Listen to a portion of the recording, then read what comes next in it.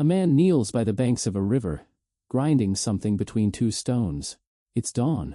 The air is thick with heat, and sweat drips from his forehead onto the grinding stone below him.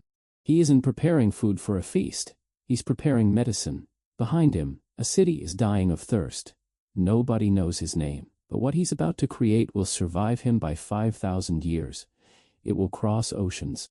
It will be smuggled, sold, taxed, banned, and worshipped.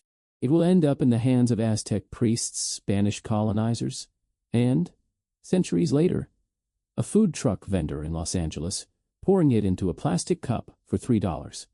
This is the story of horchata. And here's the surprising part. The drink most people associate with Mexico wasn't born there at all. It didn't even start as a drink made from rice.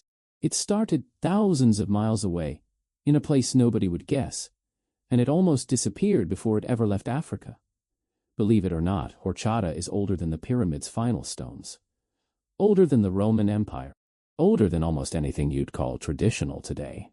So, how did a humble drink made from ground tubers become one of the most beloved beverages on the planet? The answer involves 3 continents, one empire's obsession with taxation, and a Spanish monarch who was reportedly so enchanted by a single sip that he changed the course of the drink's history forever. But we're getting ahead of ourselves. Let's go back to the beginning. Historians believe the earliest version of horchata emerged in ancient Egypt, made not from rice, but from chufa, small, wrinkled tubers also known as tiger nuts. These weren't just food. Along the Nile, tiger nuts were considered a delicacy fit for royalty. Archaeologists have found evidence of them in Egyptian tombs, tucked among offerings meant to sustain the dead in the afterlife. Think about it. A drink so valued, ancient Egyptians wanted it in the next life too. The tubers were ground, soaked, and mixed with water to create a milky, slightly sweet liquid. It was refreshing. It was nutritious. And in a region where clean drinking water wasn't always guaranteed, it was practical. But Egypt was only the beginning. As trade routes spread across North Africa, so did the tiger nut. Berber communities, in what is now Morocco and Algeria, embraced the tubers, cultivating them along fertile river valleys. For centuries, horchata's ancestor remained a regional secret, passed between farmers, sold in dusty marketplaces, consumed as both food and remedy. Nobody expected it to leave the continent.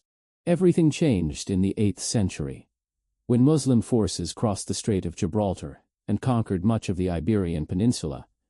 They brought more than soldiers and scholars. They brought agriculture. Advanced irrigation systems transformed southern Spain's arid soil into something entirely new, and tiger nuts found a second home in the region around Valencia. The soil there was almost perfect. Warm days, cool nights, rich, sandy earth near the Mediterranean coast. The tubers that had once grown wild along the Nile now thrived in Spanish fields, and it didn't take long for the locals to notice. According to legend, it was Spain's own royalty who cemented horchata's reputation. The story goes that a young peasant girl once offered a cool, milky drink to a visiting king, who took one sip and exclaimed, "This is gold, drink of the Ada." Whether or not that conversation actually happened, historians debate it, but the name stuck. Horchata, from orzata, meaning golden in the local dialect. By the late Middle Ages, chufa-based horchata had become a fixture of Valencian life. Vendors sold it on street corners. Farmers built entire livelihoods around cultivating the tubers. It wasn't just a drink anymore, it was an identity. But here's the twist nobody saw coming. Horchata was about to leave Europe entirely, carried across an ocean by men who had no idea they were about to transform it forever. In 1492, Spanish ships began crossing the Atlantic, chasing gold, land, and new trade routes. Sailors brought horchata with them, a taste of home for men enduring months at sea, in cramped, disease-ridden conditions.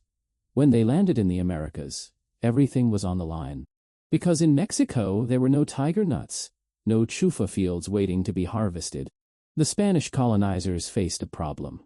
How do you keep a beloved tradition alive in a place where its core ingredient doesn't exist?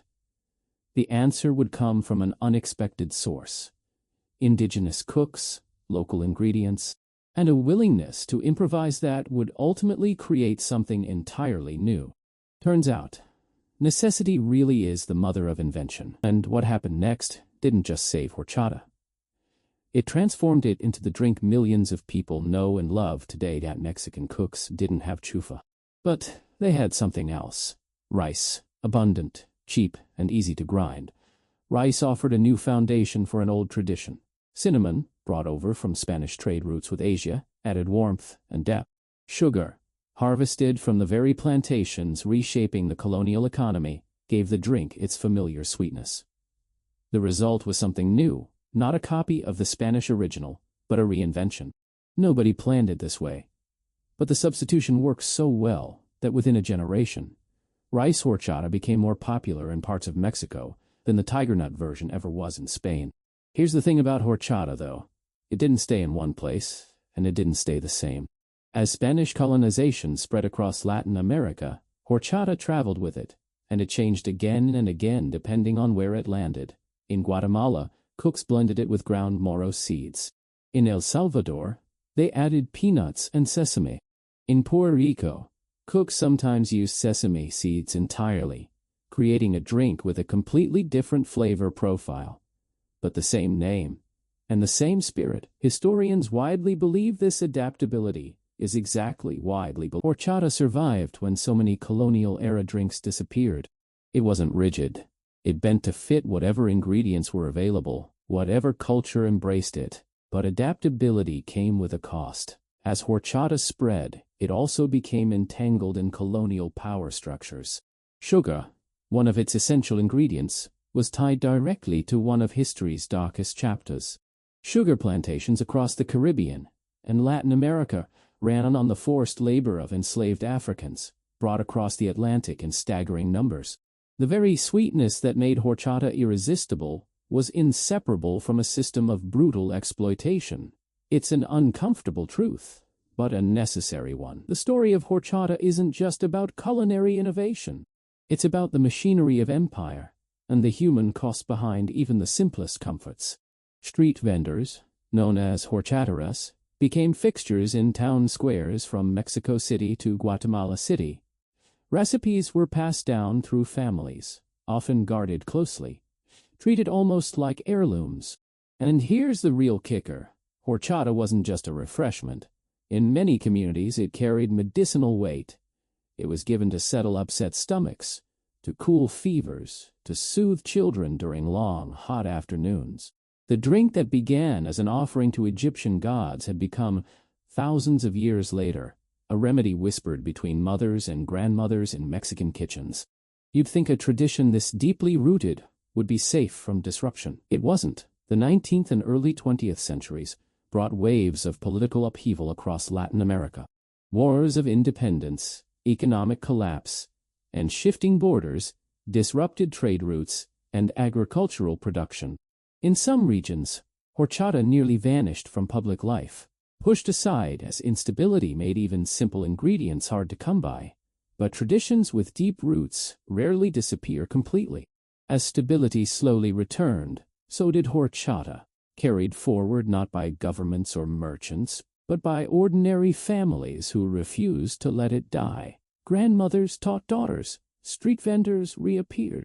And by the mid-20th century, horchata had not only survived, it had become a symbol of cultural resilience. Then came the drink's most unexpected chapter yet, its journey north.